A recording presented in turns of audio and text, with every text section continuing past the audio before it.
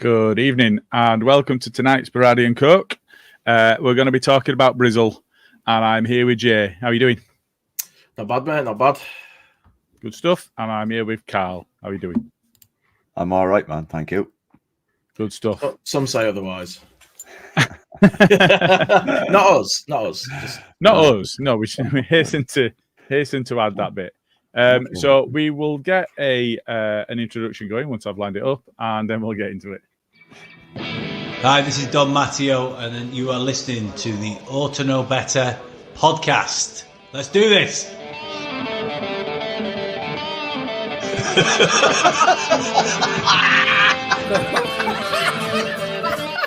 You look like fucking Brolin, you're a Leeds-hating bastard. Look like some sort of fucking weird floating head. No. You tend to play it a bit, innit? I mean, I feel a bit right, dickhead. Nothing spectacular, really. I'll tell you what, Good lads, evening, all. if we ever get big enough, we're going to have to do some merch. We're going to have a T-shirt that says "Floating Head Nonce" with Smarty's head in middle. We should just do it anyway. Let's break the bank and do it anyway. Like a cartoon version of his face. Yeah. I mean, there's so many bits you can pull out of that. Yeah, nothing spectacular, really. Could just be our tagline. It could, yeah. It could.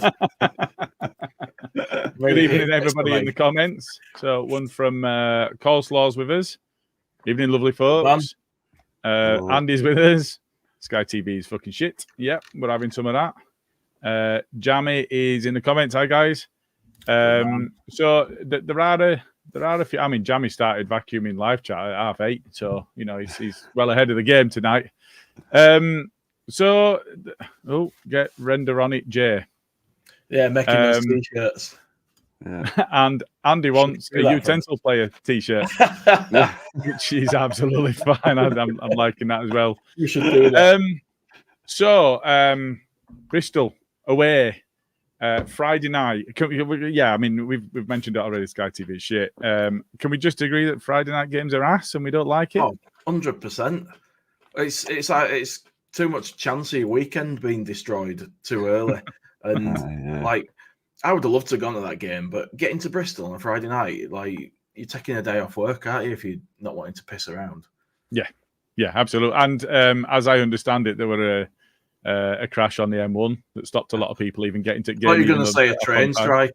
It's what they normally do away game on a weird night. Yeah. I'm not aware of that, but no, apparently there was an issue on the M1 just south of Barnsley that stopped a lot of people actually getting to the game. So never mind.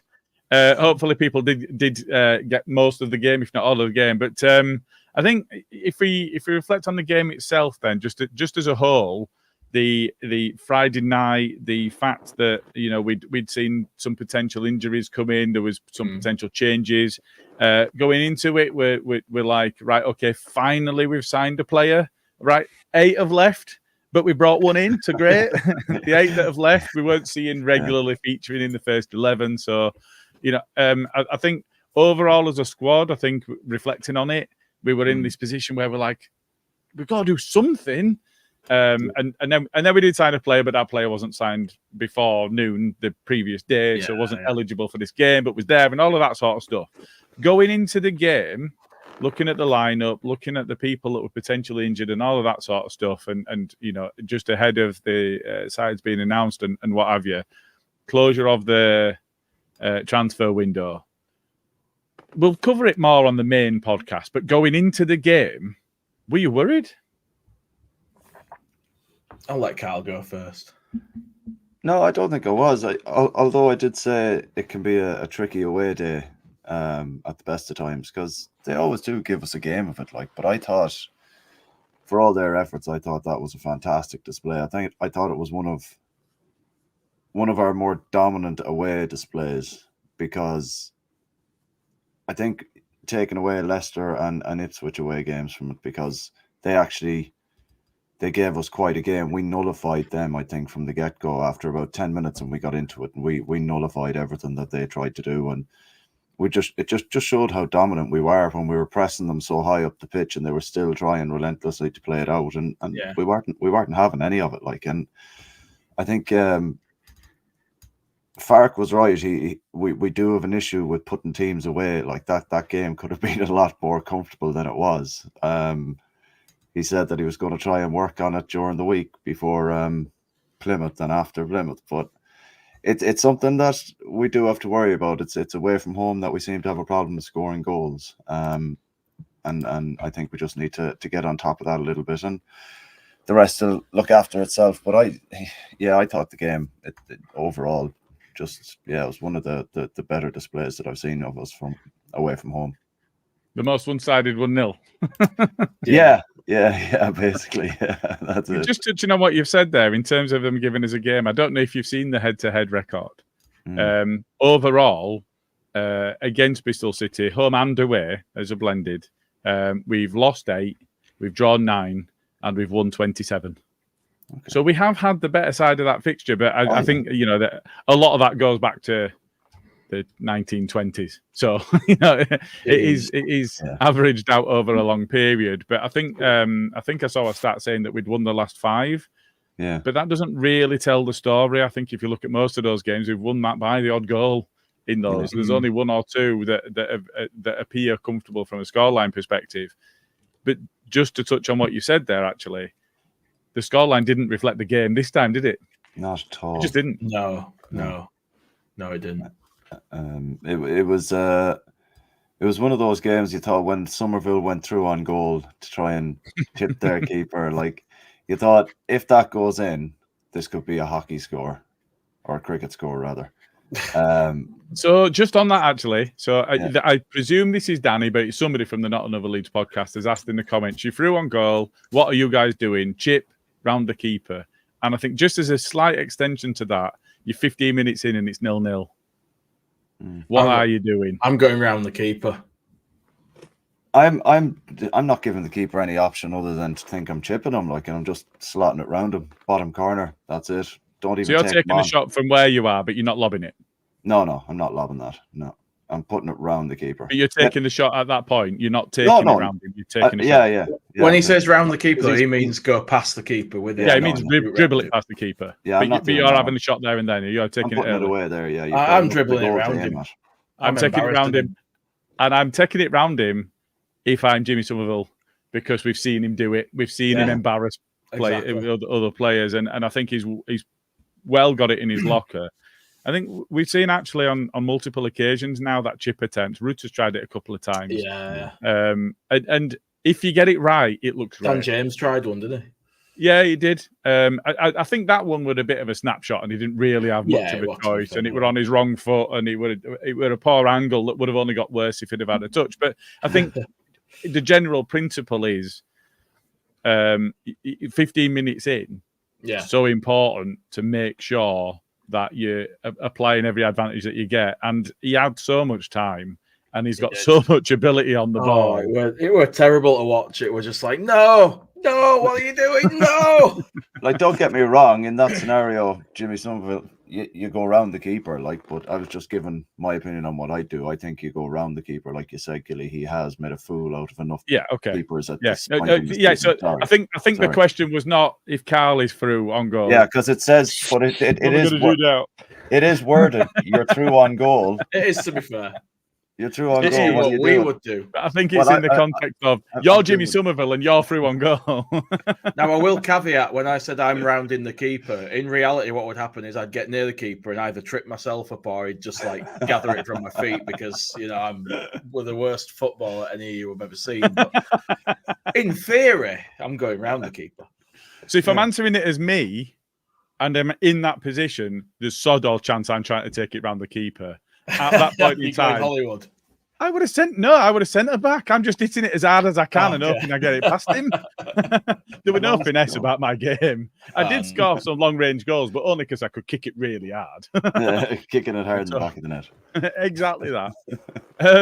So I think just if we start touching on the first half and actually let's look at the lineup first. So Jay, I'll come to you first. Were there any surprises in the lineup for you for this one?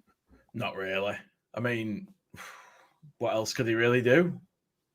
I don't think. So I think.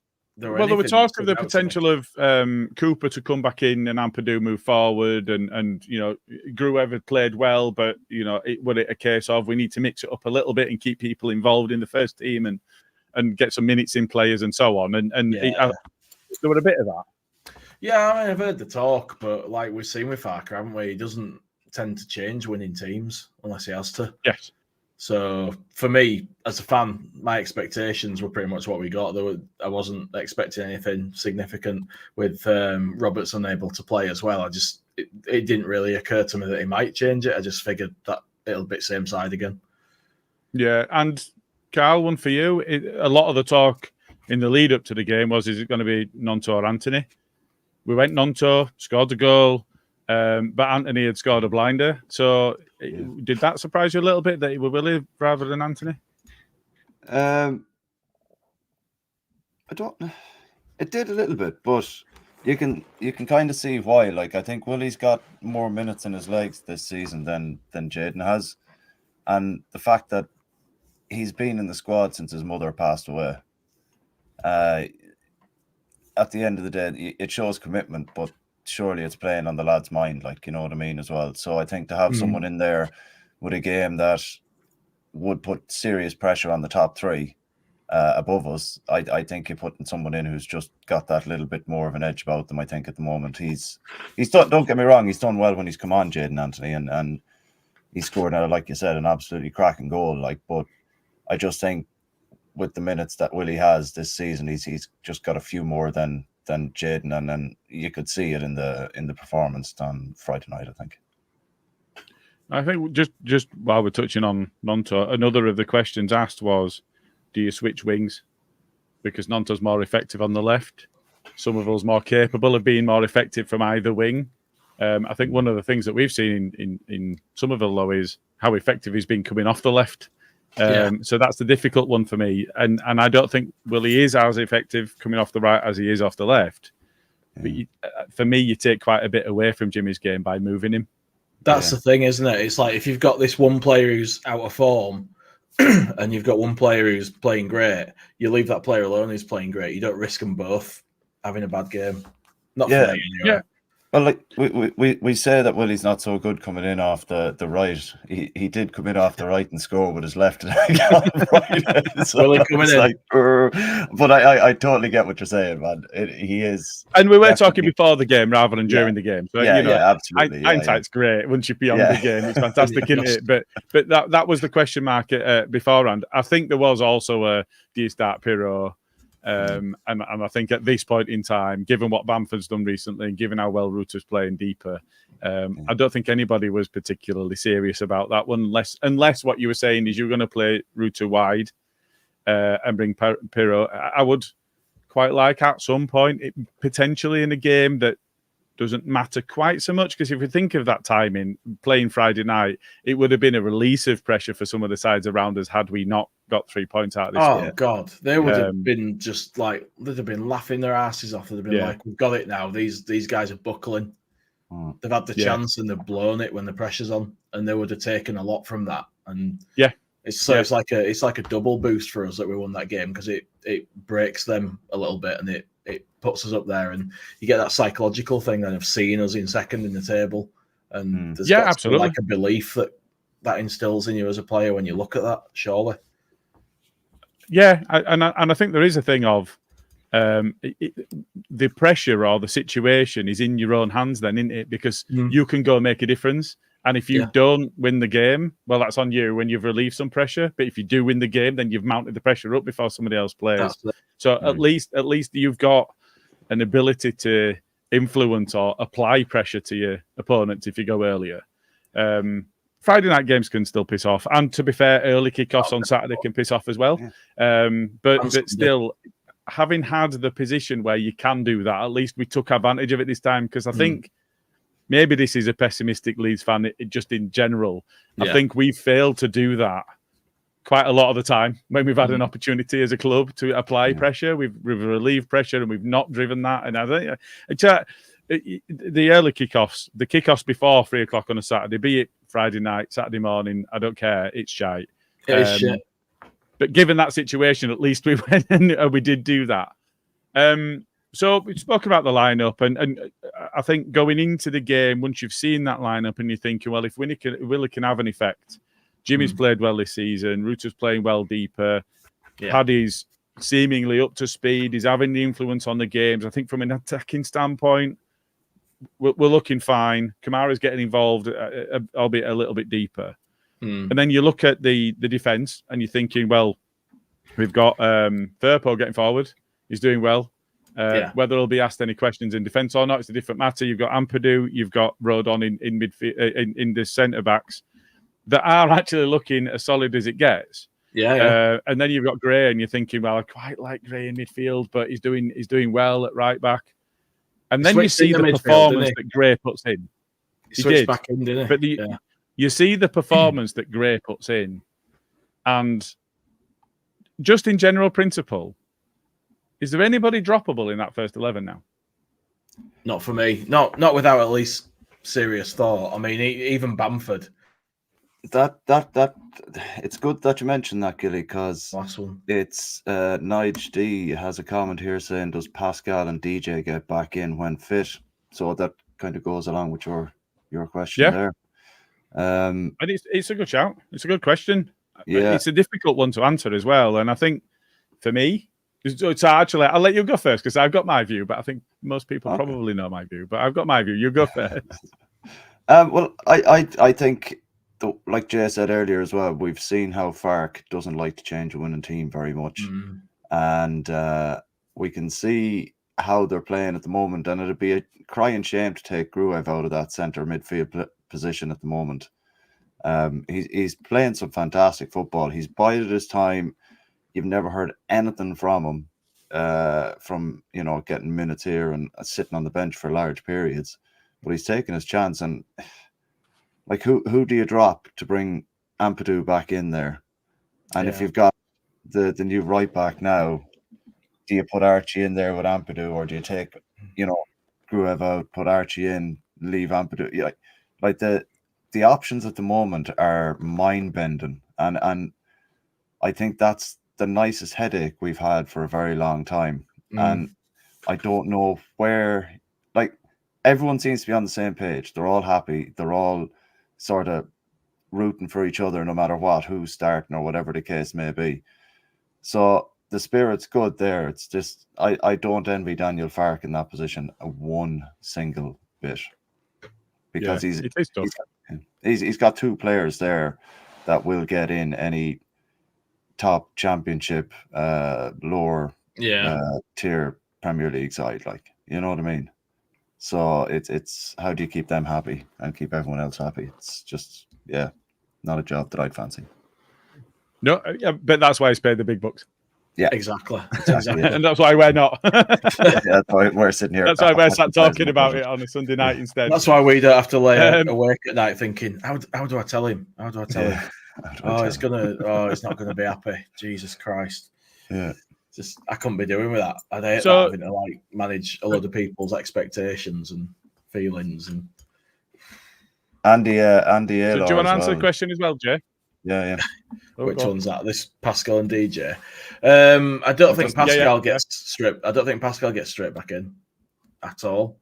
I don't see that he's offered more than Ampadu at centre back so far this season.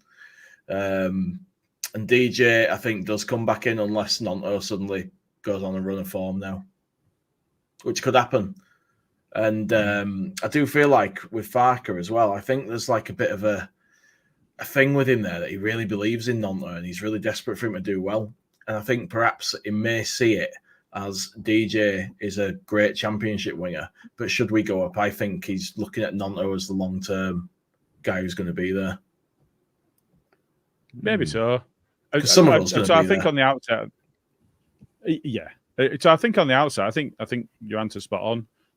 I don't think Strike gets back in the side immediately. I think Nonto really has to play his way into form because he scored the goal and now he needs to back that up. Because if you look at Dan James's output so far this season, I think he's joint on top in terms of number of assists, or it might be second in numbers of assists, second in numbers of goals to different players for each. I think Reuters are leading assist maker.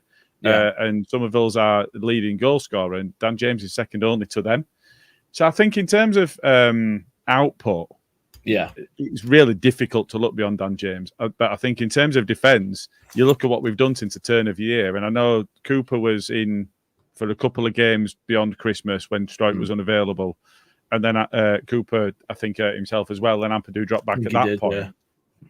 Yeah. And then we had umpteen clean sheets on the bounce. We've conceded 1 goal in 5 games. We've looked so assured and so steady at the back, even with Meslier in goal.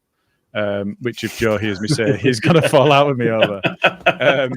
I think he's competent at this level. He worries the shit out of me still, but he's competent at this level. But even when competency is there, it's not looked as assured as this. Firpo looks like he's the real deal at the moment, and I know there's not a lot of questions being asked of him in defence. Apart from his foul, he gave a penalty. Yeah. Apart from that bit, and he's not being asked a lot in defence. A lot of it's being asked going forwards because we've got Gruev that can drop in. Yeah. Because we've got Ampadu that understands the position of DMC and centre-back inside out. And because you've got leaders at the back in Rodon and Ampadu that are pulling the strings and telling people where they need to be. Yeah, that's not such an issue.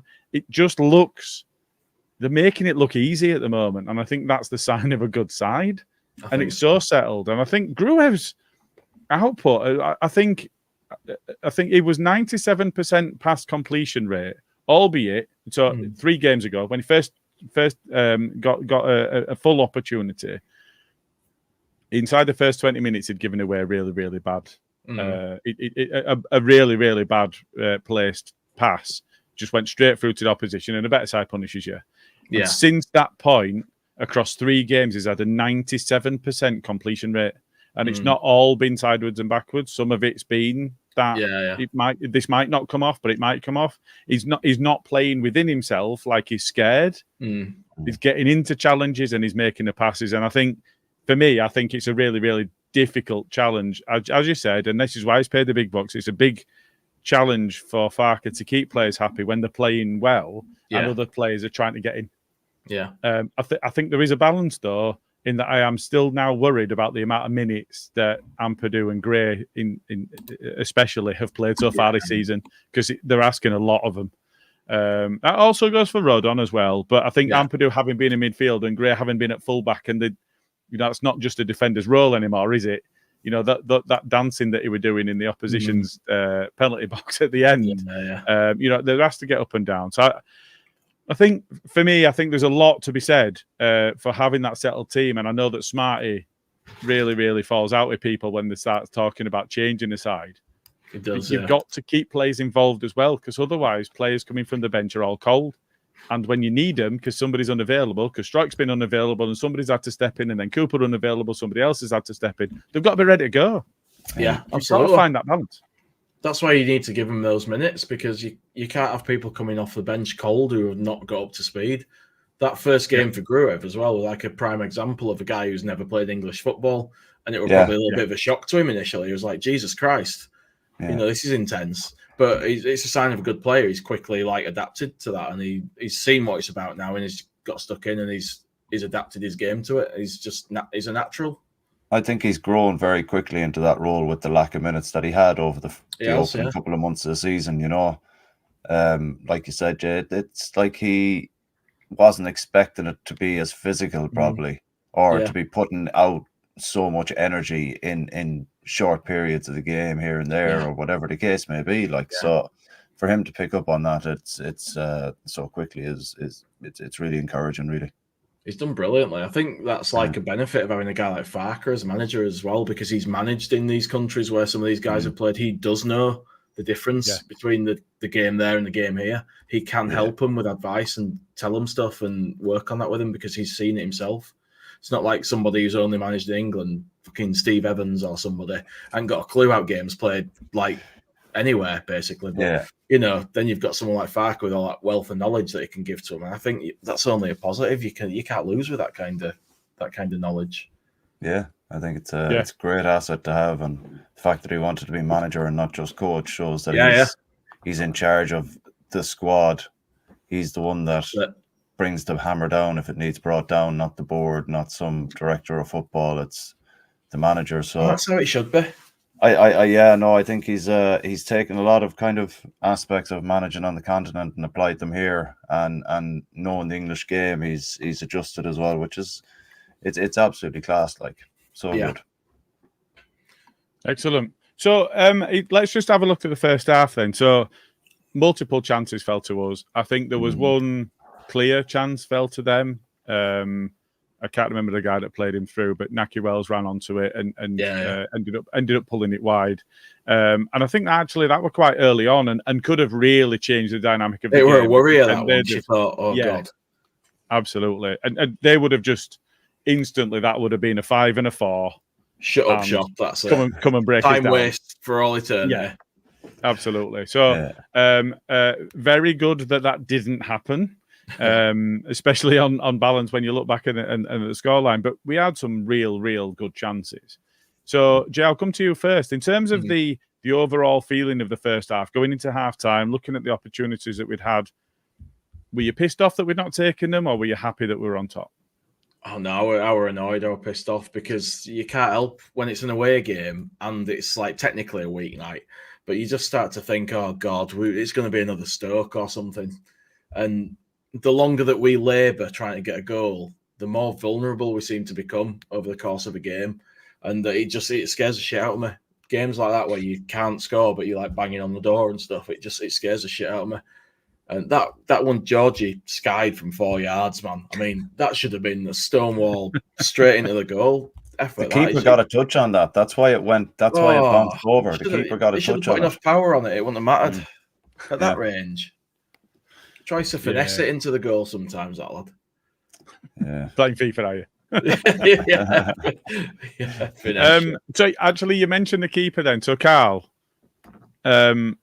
just off the top of your head, just a general feeling. I'm not asking for actual numbers, but how often does it seem that we come up against the keeper that just seems to have the game of his life? Oh, I'd say 1 in every 3 games so far this season has had a keeper where he's just pulled off. Like every time I see a keeper have a game like that where he's just pulling off save after save, I just think of that FA Cup game against Sunderland in 1973. So I don't remember that one. I mean, you're looking pretty good for it if you do, but for me, I remember Big Nige against Roma. Oh that's what it reminds me of, because they absolutely paggered us, and he was just unbeatable that night. And it's that reminds me of that. And I'm thinking, sometimes we benefit from these. Yeah, absolutely. It was mad. Like, to be fair, like we had 6 shots on target out of 14 efforts, and to score only 1 of them, like it shows that the keeper's clearly done his work. Like, so that's all right. I'll take that. So were you fuming at Bamford? So the one when it came to him and he hit it first time and it was just straight at the keeper, were you fuming? Well, yeah, because kind of he's a kind of a goal scoring run at the moment, and you kind of expect him to have a bit more composure with an effort like that. So. Yeah, probably just take it nice and easy and not bother. But he's done an awful lot of work up front, I think, throughout the whole game to kind of take it away from that. I'm assuming that. Give me a sec. I'm assuming that Joe Shaw's finished. I'm just texting Joe Wayman to call him a wanker. I'm looking through here. Hang on. We've got. That's why I talks football. Just Joe Reid, Chris Pratt. Another one. Chris Pratt. Another one. Just Joe Reid. When I've got the air out, hey, I've been told it. It's not my fault. I didn't ask people to bloody say it. The raid is on. Joe, say hi. Just Joe Reid, Chris Pratt. I'm gonna have to go back and watch Joe's show. Oh, there's about right. 1,000 people just arrived, and everybody's just. I give up. I give up. You'll have to tag Chris Pratt in this episode. Listen, it's not my fault people have said it, okay? It might not look like it with that on, but it gets said. It's not my fault. I didn't ask for this. Yeah. I am available for birthdays, bar mitzvahs, and whatever else. The Lutan Clan, that's the one. So, Jay, I'm going to come to you for this one. So, in terms of being fuming at a player, so I actually watched most of Joe's watch along for this game. It's the first time I've ever been involved in a watch along at all. I've never I've never watched a watch along. It's whatever else, but he was actually spitting feathers at Somerville. Pass it, get in position and pass it. And there were a few times when he might have beaten 3 men, and then he's got a shot on, but he's p-rolled it to keeper. And there were one at the front post where there were an easy pass on, and there were 2 men open in the box. Yeah, he's taking a shot on it, and he were getting frustrated at him because he's that level of greed. Yeah, I'm right there with him. Are we right to get frustrated with him, or do we need to reflect on the fact that he's our highest goal scorer at the moment, and goal scorers score goals because they've got that mindset? It's okay to get frustrated because we want to see the team do well. We want to see goals being scored, but at the same time, you don't get players that good that aren't greedy bastards, do you? You just don't. I know what you're. You tend not to get players that good in the Championship. No, that's it. I actually made a couple of notes just before we came on so that I wouldn't lose track too much because I always forget what I'm going to bloody say. And one of them is Somerville decision making, and I just felt like he made a lot of bad choices in that game. There were just so many times where he did the wrong thing, and it's all right to have an off game where you do that. He's been so good this season that he's performing at such a high level now that he could still be performing better than other players, but because it's not at what we've seen from him, people will still listen, Alan Partridge, you can get out. People will still say that he's played a bad game or he's not done well, but he is still playing quite well. He's just not playing at his level. You're welcome, Ryan. Cheers. See ya. Ryan says that's not Chris Pratt. I'm going. Just on the Somerville. Just before we come to you, Carl, I'm just going to read this out from Steve Brown. I thought Cree's closing down was amazing, but his decision making with the ball was frustrating. I think that's about right, isn't it? His work rate was unquestionable. He was working so hard on and off the ball, and I think when he had the ball, he was playing well. He just didn't convert that. But Carl, come on, I'll come to you. Well, what I was going to say was basically I have an issue, like you were saying, with his decision making and stuff like that, and just being a little bit greedy on the ball, right? I don't mind him being greedy on the ball when he gets inside the 18-yard box, because if he wants to dance around all day in the 18-yard box, people are going to kick him at some point. So I'm okay with that. What I'd prefer to see is when he gets on the ball in outside the 18-yard box in their final third, like you were saying, it's decision making. Let the ball go earlier. Like I harp back to the goal he got against Blackburn, where Archie Gray played him that first time ball with the outside of the foot. In that position, I could have seen Somerville maybe taking that ball on and trying to run with it. Whereas Archie Gray has just played that first time he's seen the pass, he's done it, And I think that's where Somerville's kind of decision making and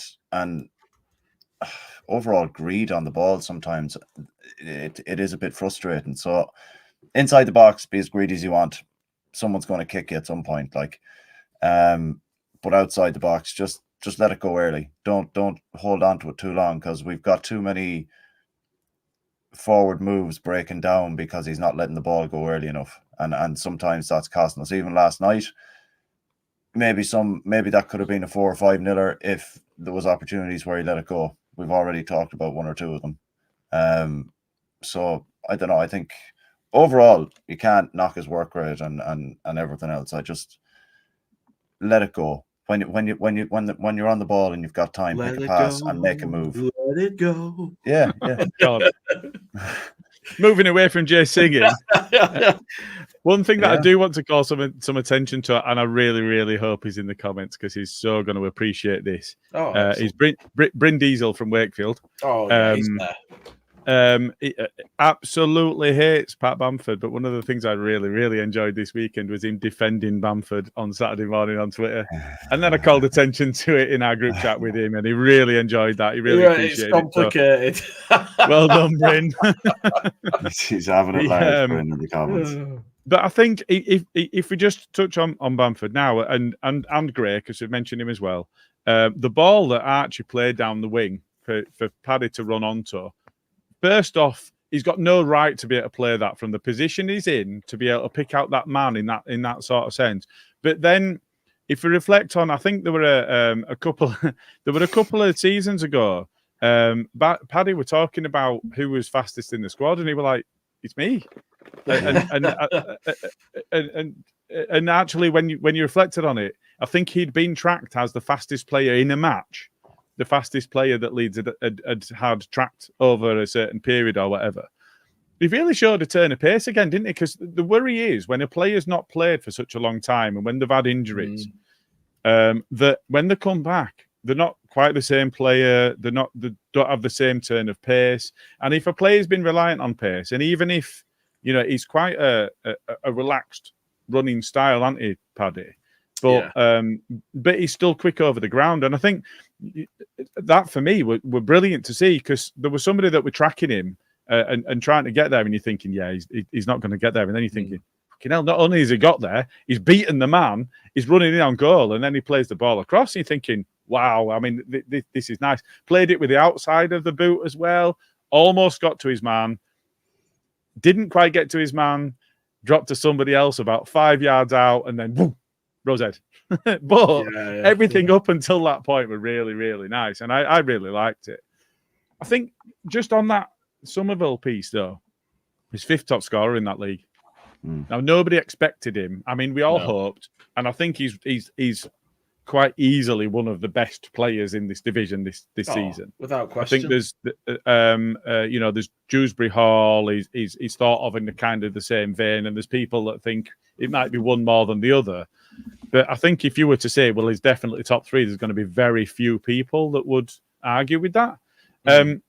I personally, I think that you've got to take some rough with this move with that. He's not going to get as many goals if he's not desperate to score goals, and if he's not desperate to score goals, he's going to be laying other people up. But I think that we've been guilty of trying to score the perfect goal too often. Arsenal came under a lot of criticism when they were in their pomp, and they were brilliant, and they were footballing sides to death. And I'm not saying we're on that level. We are a tier down, though.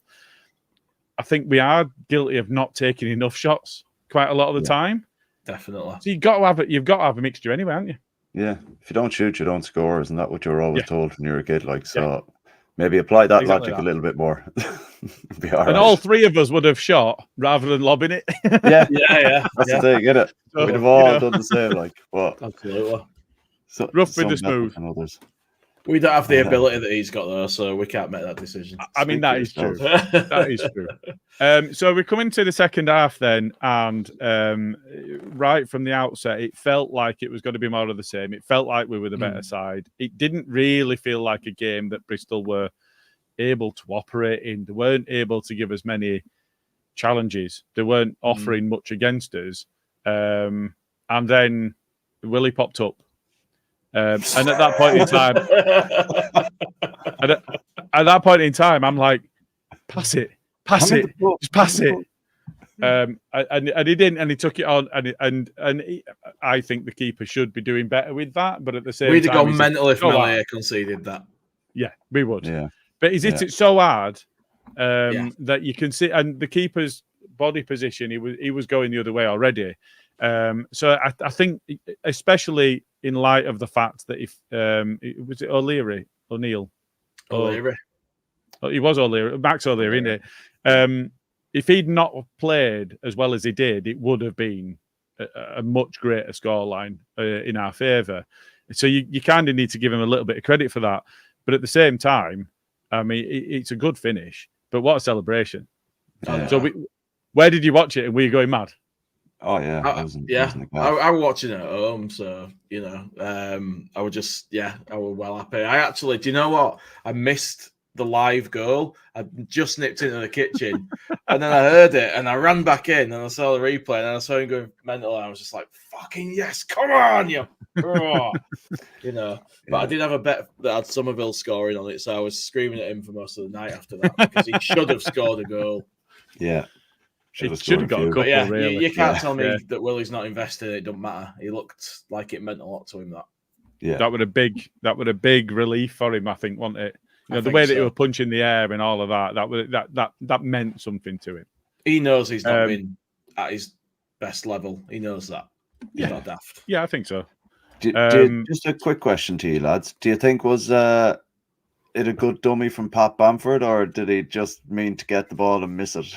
Fucking dummy. We'll never know, mate. We'll never know. All day. That's a fucking. Oh, come on! He does, we know that was a dummy.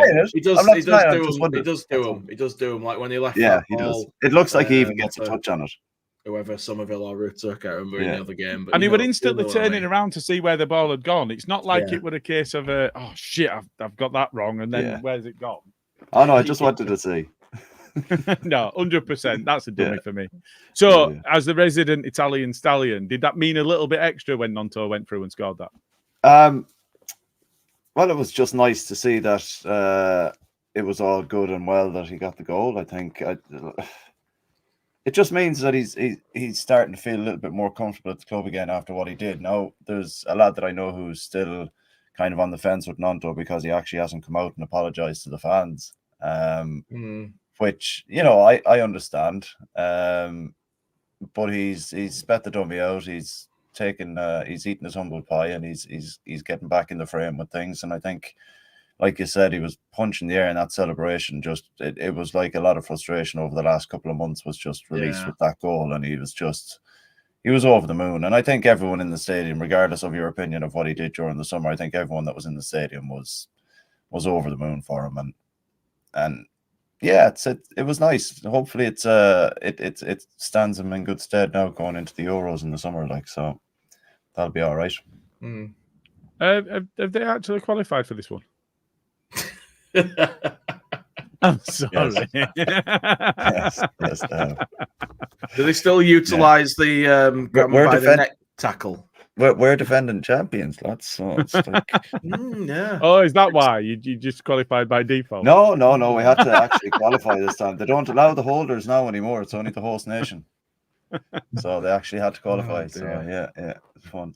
That's kind of stupid that the holders don't get to defend if they don't qualify. Yeah, it's mad, isn't it? Yeah.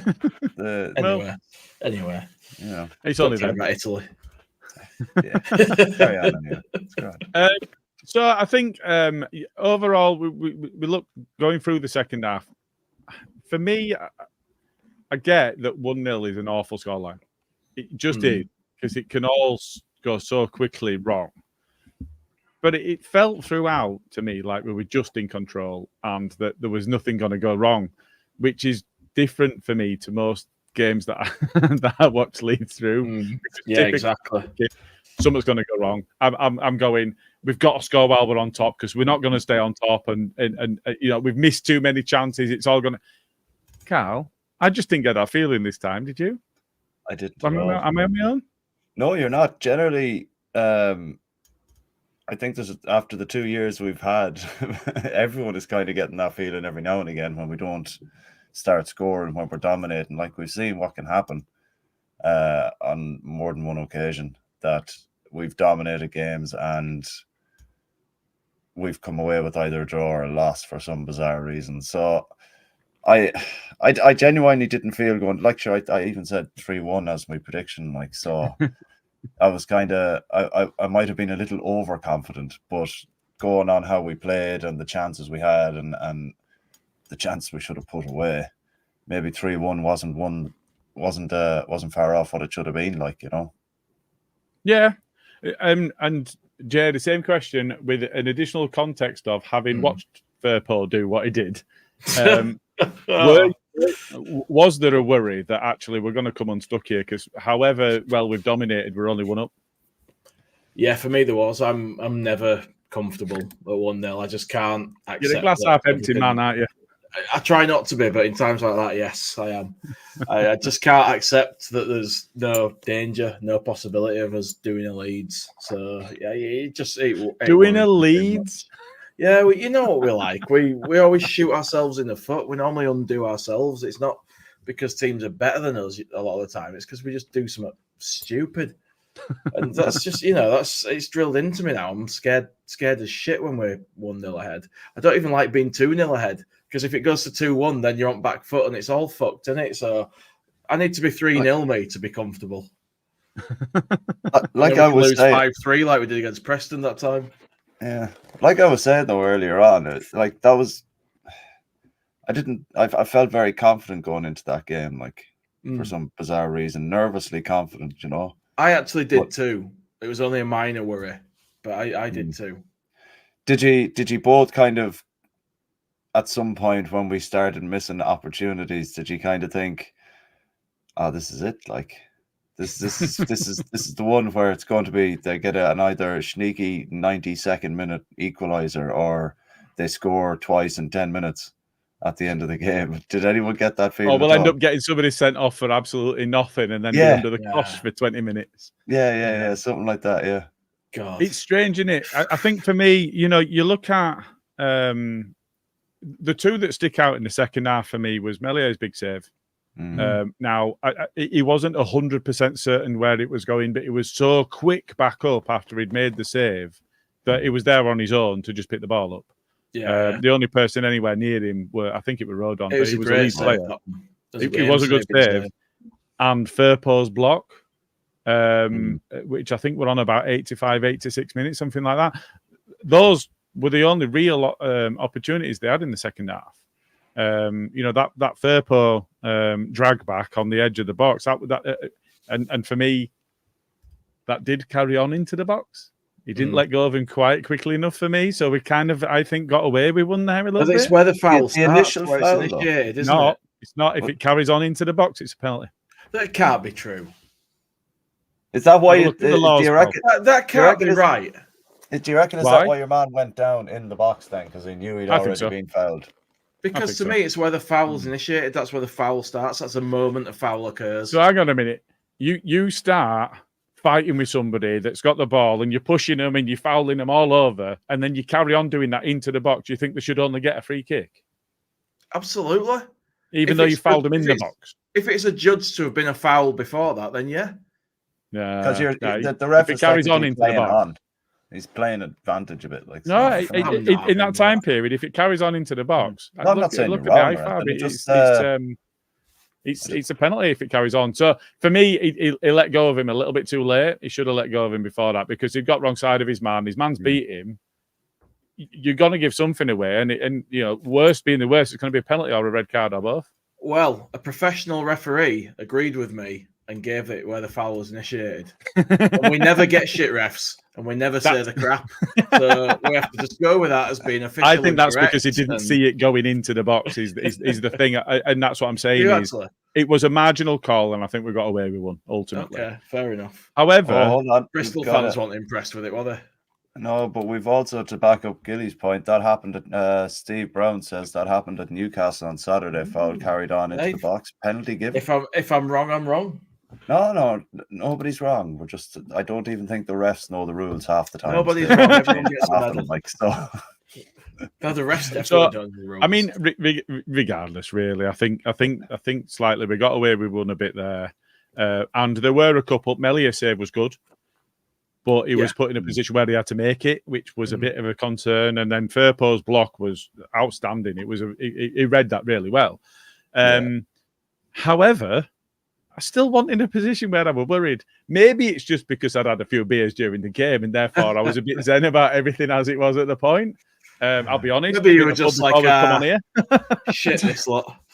I don't know. I just we've been on such a good run. We do have a great record, and we've been on such a great run. If you can't enjoy football at this point, what are you doing? That's how I'm looking at it. Yeah, I think you're bang on there, Gilly. We're actually doing really well. I can enjoy it, but with nerves. There's always some nerves. But wasn't it nice to put the pressure on the other two to have to get something? And the only one, Southampton, they're only a point ahead of us even after getting a win. Like, for all we know. Two? Huh? The other only three. two? No. Are Ipswich out of it now? Is that it? It's just the other two, as in I meant Ipswich and Southampton. Not Leicester. Okay. We let Leicester just crack on.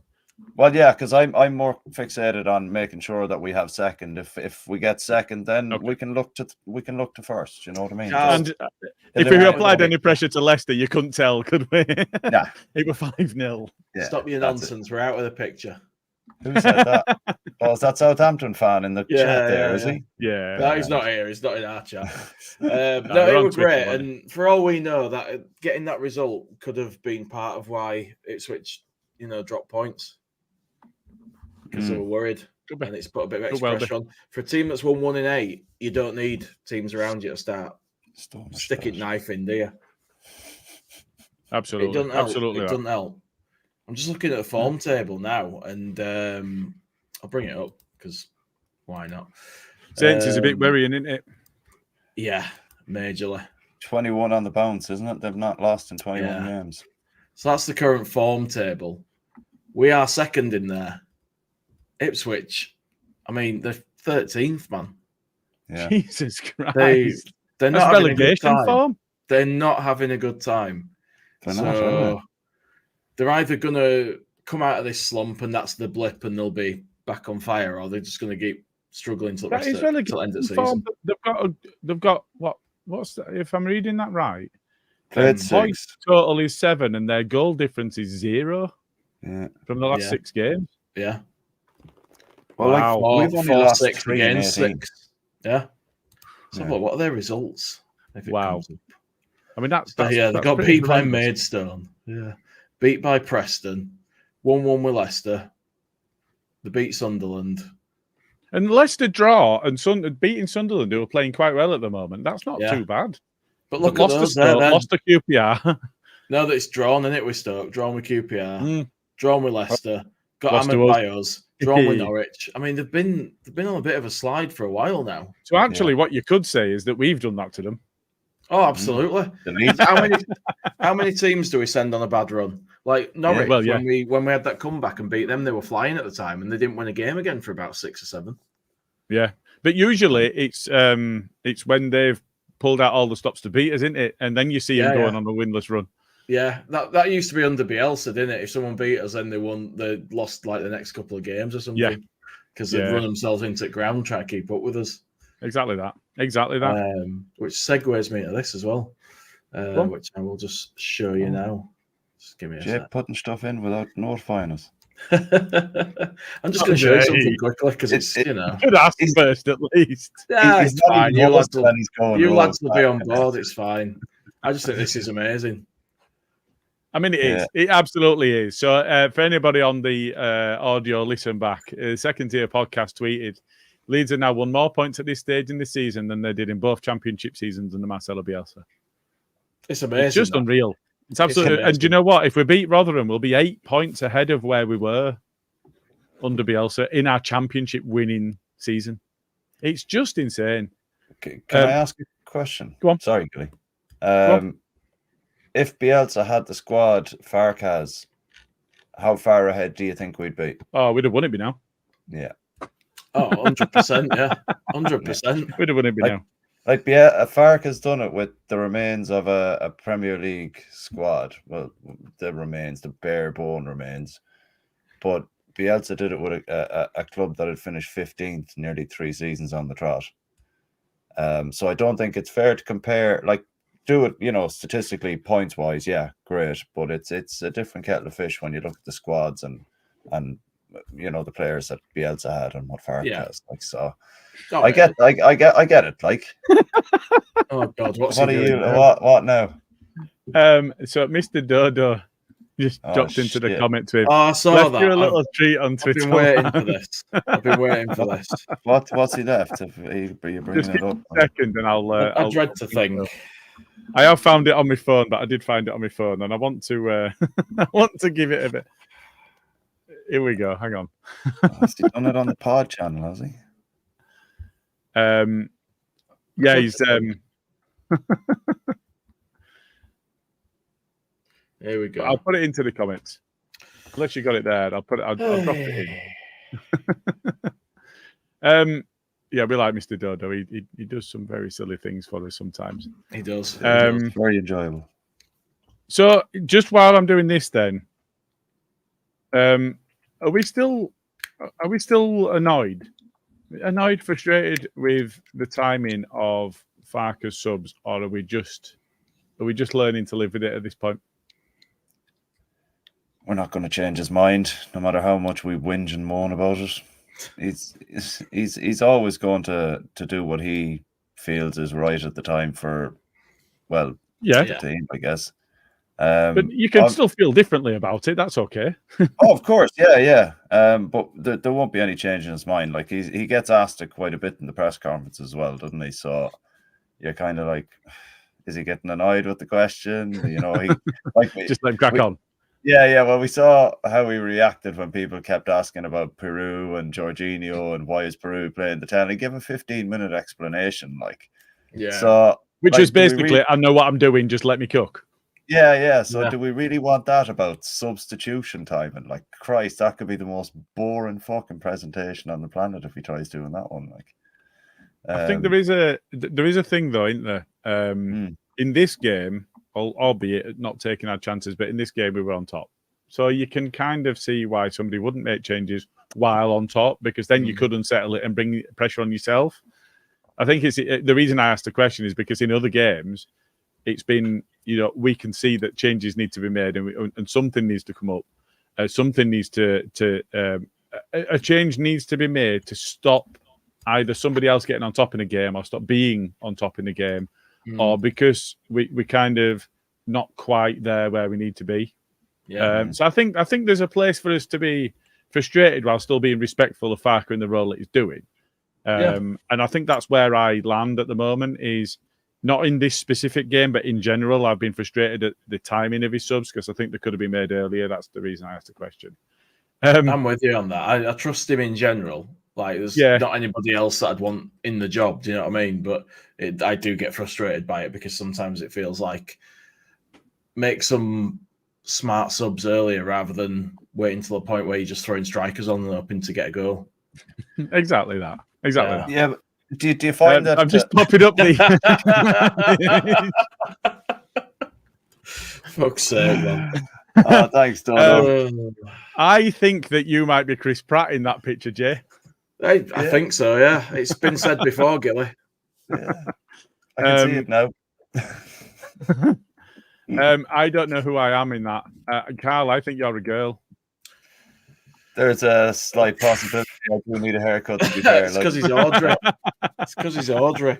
Someone called me Audrey. When I've got my hair cut short and it's all done again, looking sexy, I'm telling you all, like a movie star. I'll get it cut. I think you're a girl in that one, but I can't remember who was actually in that one because they all mix into one now. The original Jurassic Parks were brilliant. The rest since then just all mix into one, don't they? They do, yeah. I'm just going to say to Evie, I'm not averse to kicking your ass, Evie, so watch it. That should probably kill me.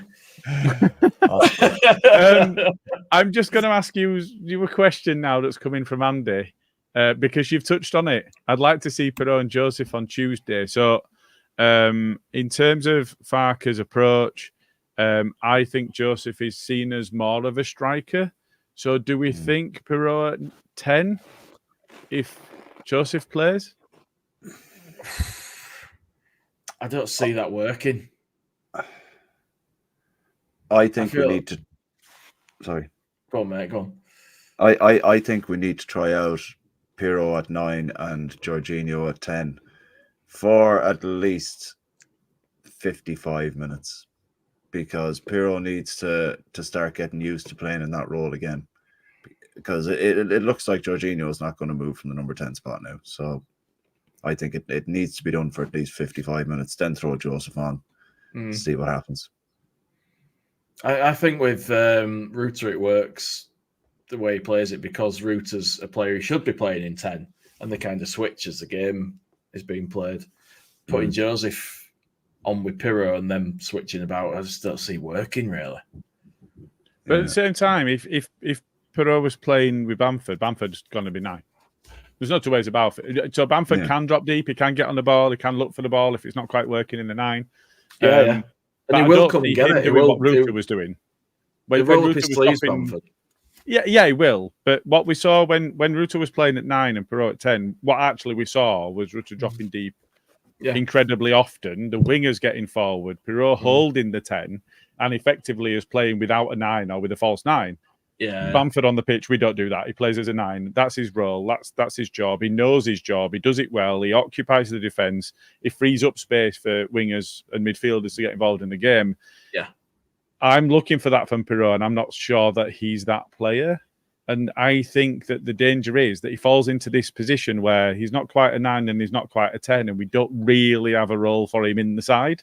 And that's a worry because there's goals in him. We've seen that there's goals in him. And we have to find a way to get him into the side because we need those goals. So I think it's a difficult one for me, but actually I would quite like to see them, the two of them, and I do mean Joseph and Pirot up front in the cup, which I'll be honest, I don't really give a shit about. If we get beat in this game and we don't get to go and play against Villa, who I think will tonk Chelsea, because Chelsea are abject at the moment, I'm really not worried. If we lose by the odd goal and we don't get tonked and we've put out our kids, I'm not worried about losing this game. For me, it's the league. I always want Leeds to win. I'm never going to say that I want us to lose. I really didn't want the replay, but I also didn't want to lose our home record. So, when I'm in the stadium, you never want to go, I want my team to lose. And it's the same whenever I'm watching Leeds. It's just not as important a competition as the league, is it? Whatever you think. No, it's not. It's not. Promotion's a be all and end all for me. That's it. Yeah. Absolutely. Because otherwise, we've got to watch them being asset stripped again. Because we're not going to be able to finance retaining all of those players that we want. And somebody's going to come along with a big wad of Premier League cash, and we're not going to be able to say no. And it's that rebuild again.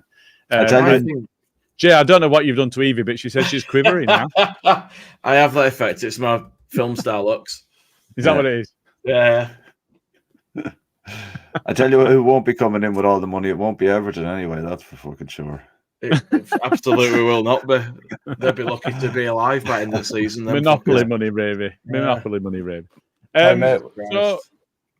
So in terms of upcoming podcasts and so on, we're not going to be here for the main pod on Tuesday because of the replay of the cup game.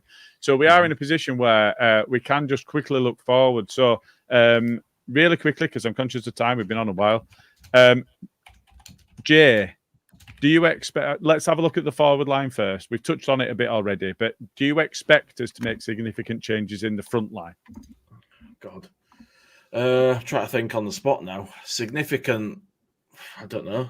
I think we could see Joseph. We could see Anthony, but there's still going to have to be two others. You don't think we see Pirot?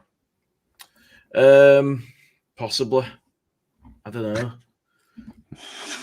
Thanks for all your insight there, Jay. No, I'm not finished yet. Just give me a second. Hey, Jay, I've got Sky Sports on the fucking phone. I'm thinking on my feet here.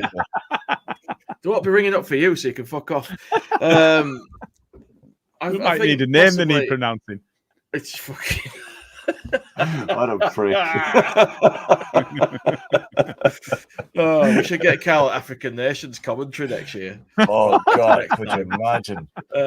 You doing European games, would you? Fuck off. Anyway, I'm saying Joseph because he could come in for Bamford. We could see Pirot playing in the 10, like what you were saying before, and we sort of said we're not sure it'd work, but we could see it because it's a cup game. People need minutes, and first team players need resting. Desperately. So I'd not be against it. I'm not entirely sure whether we'll see. I think what we'd be more likely to see would be Pirot and not see Joseph. But I'd like to see Joseph play the game. I'd like to see Anthony play, and I think Nonta will play because he's not had as many minutes as Somerville's had. So that's probably going to be the two wingers. I could see him putting, I'm going to say Archie in midfield, but Roberts can't play yet, can he? Because it's a replay and he wasn't in the other squad.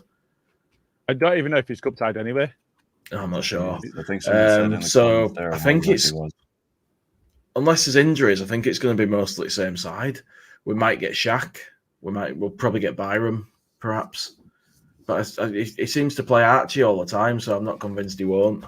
But I hope that he rests him. I would like that. Yeah, no, I get that. Rodon plays everything. He's not going to rest Ampadu. No. But he should probably put Cresswell in if everything's okay again. He should give him a shot. There, yeah, Andy Aylor is just you've got me fucking saying it now, Jay. Andy Aylor. Will Cresswell get minutes?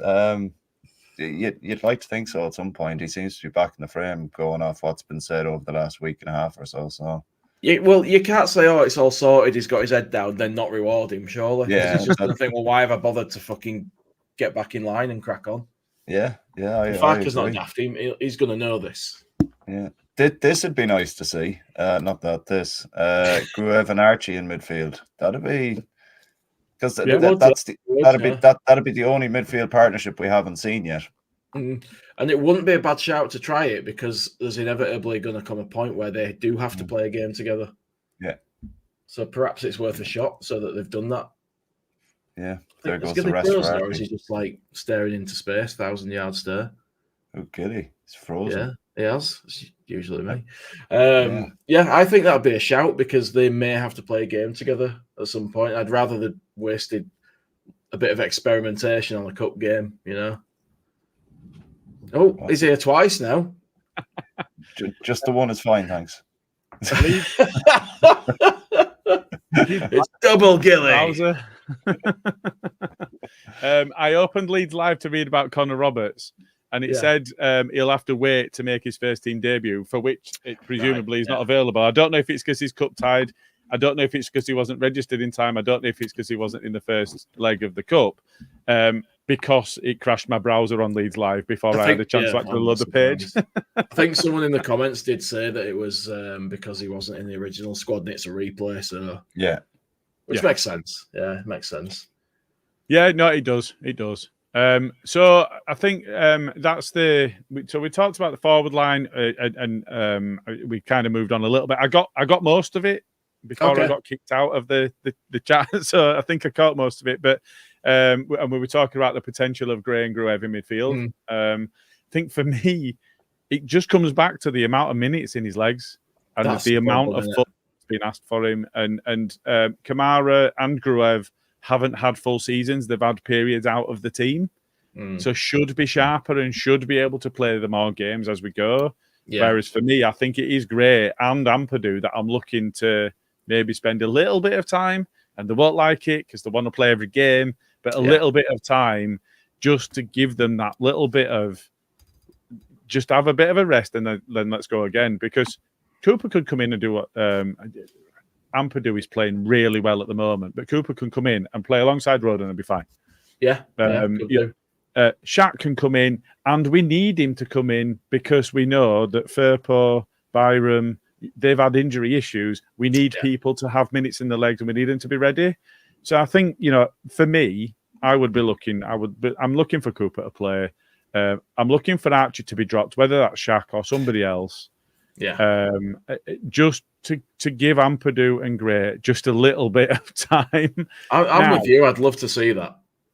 The one thing I would say is I also said that about Click about 500 games into his 1,000 game on the spin run. And it didn't give him any issue at all. He just played everything that Bielsa threw at him, didn't he? Yeah, he did. What do we know? Well, who knows? I think it would be interesting to see Cresswell playing. Yeah. I'd like to see him play. I'd like to see where his head's at and how he performs and see what's what. Yeah. I just said he's a player that Farker's spoken highly about, and then he said his attitude's wrong, and then he said his attitude's sorted. So you're thinking, right, okay.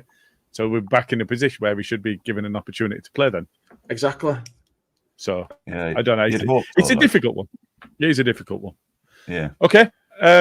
So I think we've pretty much covered the stuff that I wanted to talk about. Anything that you guys want to say before we get going? Not for me, mate. I'm just happy to be here and chatting to you two and our fine audience who've ripped me relentlessly this evening. Yeah, but you'll love it. It's all right. It's great. I've got broad shoulders. It's fine. Yeah, don't worry about it. It's, I just on that. Where's it gone already? I actually have some food to get out of the oven shortly, so I'm going to have to run away. No worries. Chris here was a comment, but we don't want to do a Shaq, Cresswell, Cooper, Firpo. I think that's a fair point because that would only be one of those players that started in any of the last 2 or 3 games. too much change is going to be an issue as well, and it's not going to do them any favors. Yeah. So I think that's where the balance has to be found. So that's a good but point. Ultimately, it is, and I think that the cup games that we look at now are an opportunity for the players that are not regularly starting the 11 to get more minutes. So there's a vested interest for them to play well, because the longest they stay in the competition, the more likely they are to get minutes in it.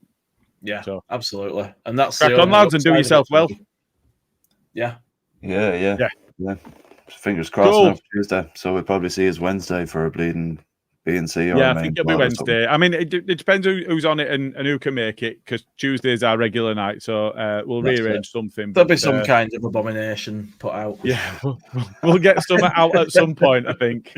So cheers, lads. It's been a good one. I've had a bit of fun tonight. And thank you for everybody getting in the comments. And thank you to Joe for getting everybody to pile on Jay. He's really appreciated it. So have we. Love it. And we will see you here again soon. Thanks all. See you soon. Take care.